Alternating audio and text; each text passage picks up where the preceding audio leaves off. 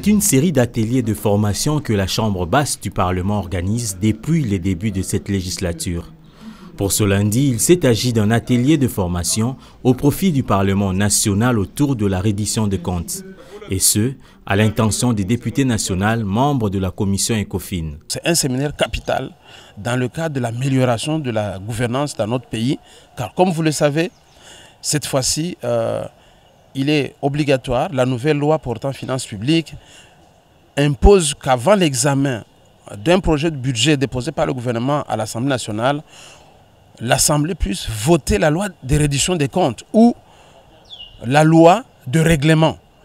Ça, c'est une autre appellation de la même loi.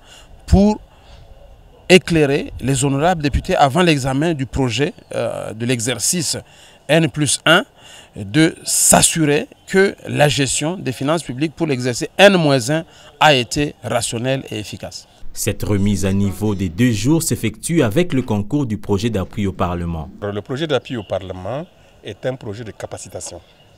Donc son objectif est d'accompagner les assemblées parlementaires, particulièrement l'Assemblée nationale, le Sénat, l'Assemblée provinciale du Nord Kivu, l'Assemblée provinciale de Kinshasa. Les accompagner comment?